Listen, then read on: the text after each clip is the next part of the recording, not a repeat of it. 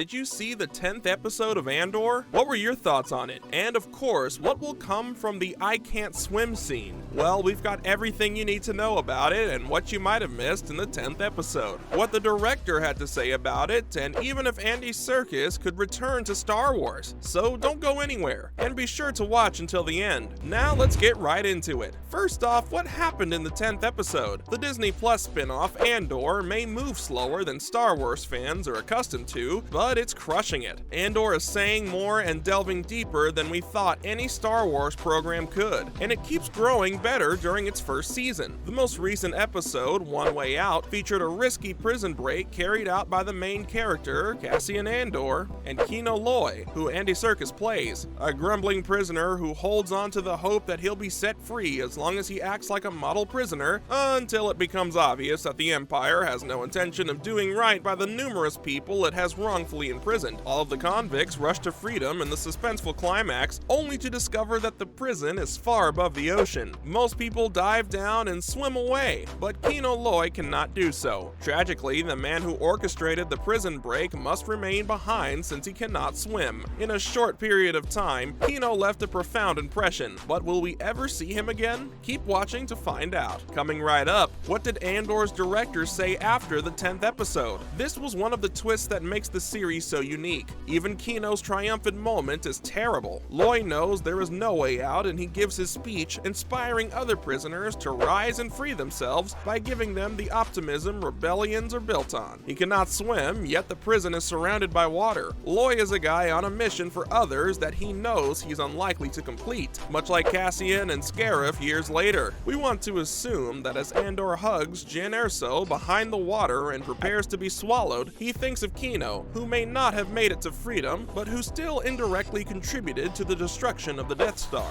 After the 10th episode of the Star Wars spin-off, Andor's director discussed what would happen to the much-loved character Kino Loy, who was a fan favorite. As far as I can tell, he has not yet revealed what the result of that particular plot will be. There is no way he could have been killed. That concludes that Haynes, who oversaw production of 6 of the season's episodes, also contributed. That, in turn, makes the writing of Tony Gilroy, the show's creator, so engaging. Who knows what will happen to your character if you don't die? Who knows? As a result, his comeback was an option. According to Haynes, who described the turn of events as surprising, Serkis reportedly experimented with various notions to get the perfect tone for the comment. Up next, what else did Haynes have to say about the plot? According to what Haynes claimed, the way Andy portrayed it, we were acting out his passionate and slightly furious assertion that I can't swim. I'm not very good at swimming. On the other hand, he abruptly shifted the subject while maintaining his cheerful demeanor and stating, I've done all of this, but I can't go out because I can't swim. At this moment, we are going in separate directions. I found it to be an extremely motivational piece of information. It was a pleasure to work with Andy in an exciting capacity. The actor mentioned the moment in a later interview and indicated that he wanted the character to see his own doom without becoming unduly sentimental about it. The conversation took place after the scene. After everything was said and done, Serkis stated that we sort of got into this realm of him nearly coming to terms with everything. At that precise time, I believe that pathos was exactly what the situation called for. Is it true that Andor's boss, Tony Gilroy, didn't know about the Easter eggs? Tony Gilroy, the head of Andor, has asserted that he needed to be made aware of the quantity of Star Wars allusions in his highly regarded program. The show's creator claimed that he wasn't aware of how many Easter eggs the series has until viewers began to analyze the episodes after they were made available on Disney Plus. Particularly, he appeared to miss the fascinating items in Luthen's exhibit. Gilroy stated in a conversation with The Hollywood Reporter, our visual effects supervisor, Mahin Leo, who also worked on Rogue One, a Star Wars story, is a significant contributor and feature of our program. Mahin and his group are very knowledgeable. So many deeply intelligent people surround the play. Therefore, we ask questions when we have them, but overall it's an organic system. They occasionally slip things in there that even I am unaware of. The provenance of several artifacts in Luthen's gallery surprised me as I read about them online, Gilroy said. So it was wonderful that the art department slipped those things in there, he added, but generally speaking, it's a collaborative, organic, rolling process. Many noteworthy items from the Star Wars universe may be found in Luthen's exhibit,